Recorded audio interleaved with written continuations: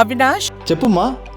దగ్గరలో ఉన్న మెడ్ప్లస్ కు వెళ్ళి మెడ్ప్లస్ బ్రాండ్ మెడిసిన్స్ అని అడిగి కొనుక్కునరా. అక్కడ 50 to 80% తగ్గింపుకు వస్తుంది. మీరు తీసుకునే అదే మందులు, అదే నాణ్యమైన మందులు, కానీ సగం ధరకే. ప్రజల కోసం ప్రభుత్వం తీసుకున్న నిర్ణయాలను అభినందిస్తూ వారిచ్చిన ఆశీర్వాదం మా ప్రభుత్వానికి ఒక గొప్ప శక్తిగా, భవిష్యత్తులో ప్రభుత్వాన్ని ముందుకు నడపడానికి అవసరమైన ఇంధనం మాకు వచ్చినట్టుగా మేము భావించి, ఏ జిల్లా అయితే నిండు మనసుతో ఈ ప్రభుత్వాన్ని ఆశీర్వదించిందో సంవత్సరం తర్వాత కూడా అంతే ఉత్సాహంతో ఈ రైతు పండుగలో పాల్గొన్న రైతాంగం మొత్తానికి, అదేవిధంగా రాష్ట్రంలో దాదాపుగా 568 రైతు వేదికలలో లక్షలాది మంది రైతులు ప్రత్యక్షంగా ఈ రైతు పండుగలో పాల్గొన్నందుకు వారందరికీ మనస్ఫూర్తిగా కృతజ్ఞతలు. వారి ఆశీర్వాదము, వారి సంపూర్ణ మద్దతుతో ఈ ప్రభుత్వం ఇంకా 9 సంవత్సరాలు ఎన్నో విజయాలను సాధిస్తుందని నాకు సంపూర్ణమైన విశ్వాసం కలిగింది. మీడియా మిత్రులు కూడా నిన్నటి కార్యక్రమాన్ని ప్రజలకు చేరవేయడం ద్వారా ఒక మంచి కార్యక్రమం చేపట్టినందుకు వారిని కూడా అభినందిస్తున్నా. ముఖ్యంగా కొన్ని వాస్తవాలను మనం చర్చించుకొని ఈ వాస్తవాల ప్రాతిపదికన భవిష్యత్ కార్యాచరణ నిర్ణయించుకుంటే రాష్ట్ర రైతాంగానికి, మహిళా లోకానికి, విద్యార్థులకు ఒక మంచి పరిపాలనను అందించడానికి ఈ ప్రభుత్వానికి సాధ్యమవుతుంది.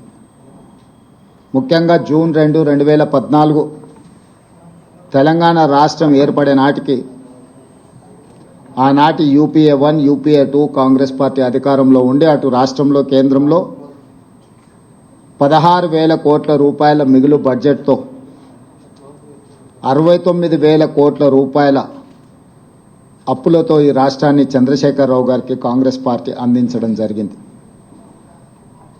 సరిగ్గా 10 సంవత్సరాలు పూర్తి చేసుకొని మళ్ళీ చంద్రశేఖరరావు గారి నుంచి కాంగ్రెస్ పార్టీ అధికారాన్ని చేపట్టే నాటికి 7 లక్షల కోట్ల రూపాయల అప్పు, ప్రతి నెల 6,500 కోట్ల రూపాయలు ఆయన గారు చేసిన అప్పుకు అసలు మిత్తి చెల్లించే పరిస్థితిలో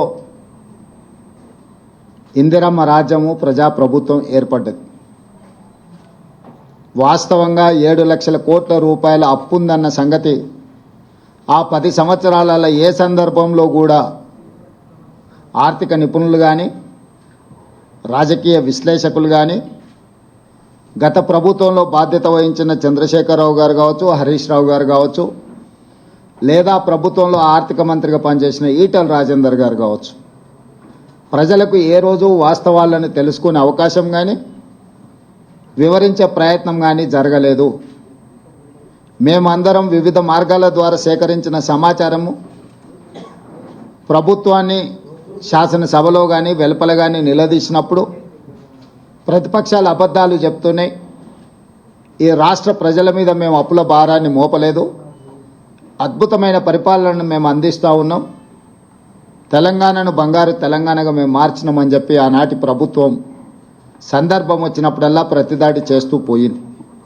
సరే, ఏది ఏమైనా డిసెంబర్ 7, 2023 నాడు మేము అధికారం చేపట్టిన రోజుకి, అధికారం చేపట్టిన వెంబడే డిసెంబర్ 9, 2023 నాడు శాసనసభ సమావేశాలు ఏర్పాటు చేసి మేము వైట్ పేపర్ రిలీజ్ చేయడం జరిగింది.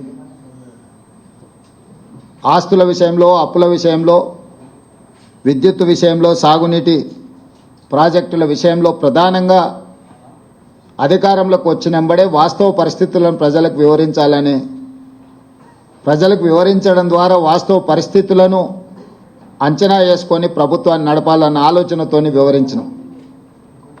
ఆ వివరాల ప్రకారము 7 లక్షల కోట్ల రూపాయలు తెలంగాణ రాష్ట్రం మీద అప్పులను చంద్రశేఖరరావు గారు మోపినరు.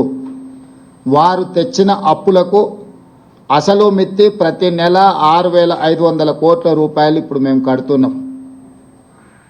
ఆ లెక్కన ఏ రకంగా రాష్ట్ర ఆర్థిక పరిస్థితి దిగజారిందో, క్షీణించిందో ప్రజలందరూ అర్థం చేసుకోవాలి.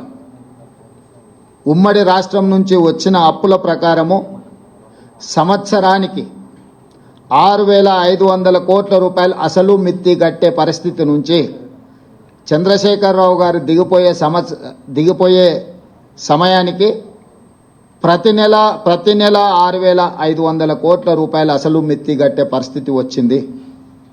అయినా అధైర్యపడకుండా ఇచ్చిన గ్యారెంటీలను అమలు చేస్తూ, అందులో ప్రధానంగా రైతు సంక్షేమం అనేది, రైతును రాజును చేయడమే లక్ష్యంగా పండిత్ జవహర్లాల్ నెహ్రూ గారి నుంచి మొదలు పెడితే డాక్టర్ వైఎస్ రాజశేఖర రెడ్డి గారు ఉమ్మడి రాష్ట్రంలో ముఖ్యమంత్రిగా బాధ్యత చేపట్టి ఇచ్చిన ఉచిత కరెంటు వరకు రైతులే మా ఎజెండా, రైతుల తలరాత,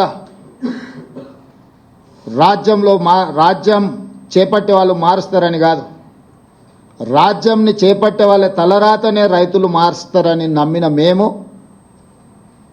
రైతులకు సాగునీటి ప్రాజెక్టులు కావచ్చు, హరిత విప్లవం కావచ్చు, అదేవిధంగా ఉచిత విద్యుత్తు కావచ్చు, సబ్సిడీలో ఎరువులు కావచ్చు, కనీసం మద్దతు ధర పండించిన పంటకు కావచ్చు, ఈ విధంగా చెప్పుకుంటూ వెళ్తే ఏది చేసినా కూడా ఆహార భద్రత చట్టం కావచ్చు, ఉపాధి హామీ పథకం కావచ్చు, ఇవన్నీ కూడా రైతు కూలీలను దృష్టిలో పెట్టుకొని చట్టబద్ధత కల్పించి రైతులను ఆదుకునే ప్రయత్నము నెహ్రూ గారి నుంచి మొదలు పెడితే రాజశేఖర రెడ్డి వరకు ఇది కాంగ్రెస్ పార్టీ చేపట్టిన గొప్ప సమూలమైన మార్పులు. ఈ సమూలమైన మార్పులతో రైతుల జీవితాలలో సంపూర్ణమైన వెలుగులు వచ్చినాయంటే రాలేదు.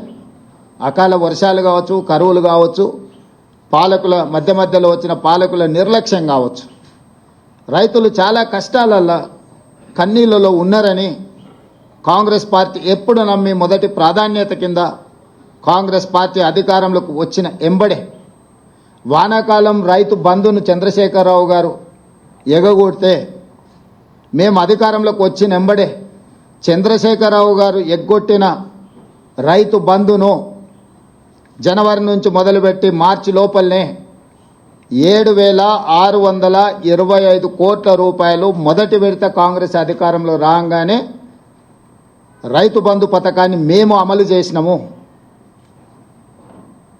నేను మళ్ళొకసారి చెప్తున్నా, 2023 వానాకాలంలో రైతులకు రావాల్సిన రైతు బంధును చంద్రశేఖరరావు గారు ఎగ్గొట్టడం వలన మేము అధికారంలోకి వచ్చినంబడే రైతుల యొక్క కష్టాలు తీరవడం కోసము 7,625 కోట్ల రూపాయల రైతు బంధు గతంలో బకాయి పెట్టిన వాటిని మా ప్రభుత్వం చెల్లించింది మొదటి విడతగా.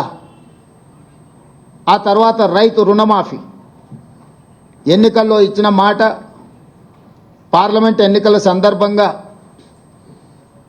జరిగిన సవాళ్ళు, వీటి నేపథ్యంలో రైతులకు ఇచ్చిన మాట ప్రకారము 2 లక్షల రూపాయల రైతు రుణమాఫీ 15 ఆగస్టు లోపల చేస్తామన్న మాట నిలబెట్టుకోవడానికి 25 రోజుల్లోనే దాదాపుగా 17,869 కోట్ల రూపాయలు 3 విడతలుగా 21 లక్షల మంది రైతు 18 లక్షల మంది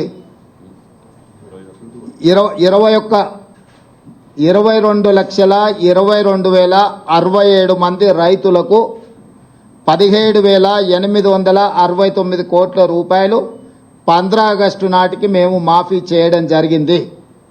దానికి సంబంధించి 18/7/2024 11,34,412 మంది రైతులకు 6,034 కోట్ల 96 లక్షలు మొదటి దఫా రైతుల ఖాతాలలో ₹1,00,000 వరకు ఉన్న రుణమాఫీని ఆ రోజు చేయడం జరిగింది.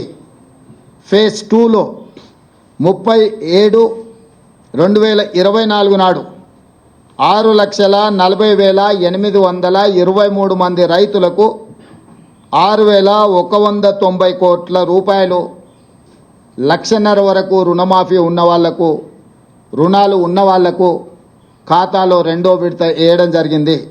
3వ విడత 15 ఆగస్టు 2024 నాడు 4,46,832 మంది రైతు కుటుంబాలకు 5,644 కోట్ల 25 లక్షలు, 3 విడతలల్లా 17,869 కోట్ల రూపాయలు 22,22,067 మంది రైతు కుటుంబాలకు మేము మాఫీ చేయడం జరిగింది, వాళ్ళ ఖాతాలో వేయడం జరిగింది.